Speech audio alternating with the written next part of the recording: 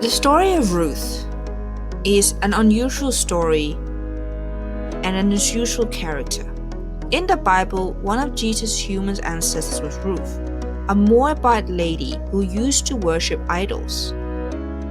This makes the story very interesting and about her story.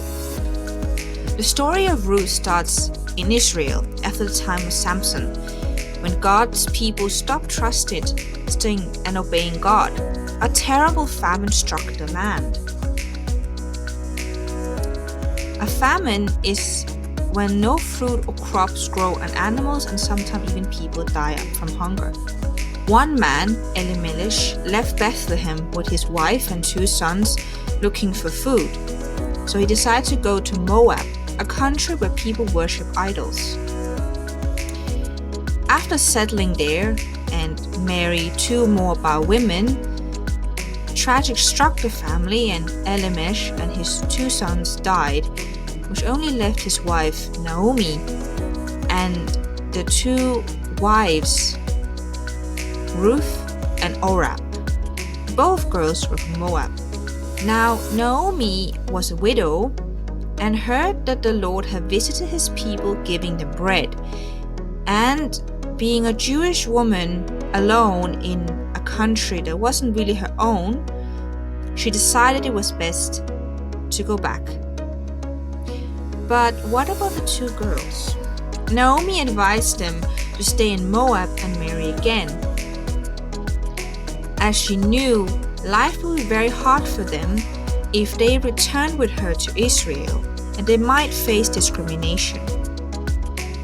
Ophav went back to her own family, but Ruth showed extreme loyalty to Naomi and said, "Wherever you go, I'll go. Your God will become my God, and I'll be there for you." Naomi was quite touched about this, and so she agreed that Ruth would follow her. So she decided to call herself Mara, which means bitter, instead of Naomi, as she felt that God had only given her bitterness in her life. When they returned to Israel, they had to look for food. And one of the customs and law in ancient Israel was that a farmer would leave the outside fields for the poor and the needy. So during harvest, the poor and the needy could take up whatever leftover grain from the side of the field to themselves. So Ruth went ahead and started picking up the grains and so forth.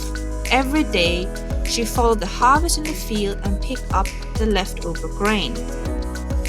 Boaz, the owner of the field, heard how good Ruth was to her mother-in-law and was impressed that a Moab woman would show such extreme loyalty to Naomi.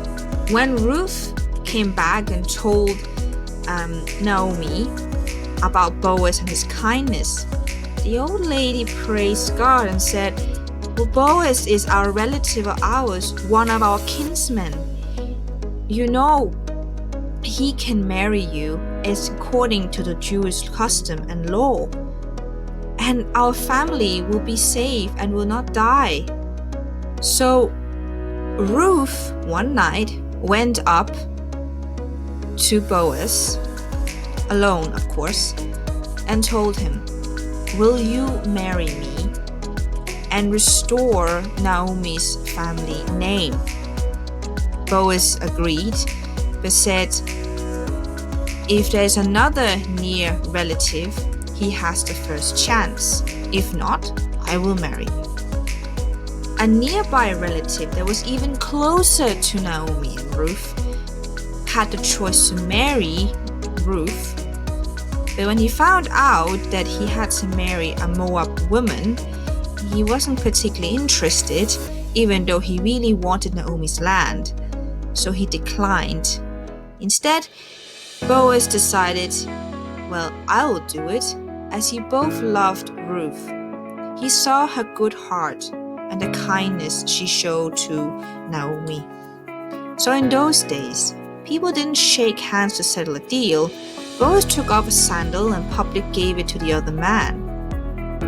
The business was settled. Ruth would become his wife.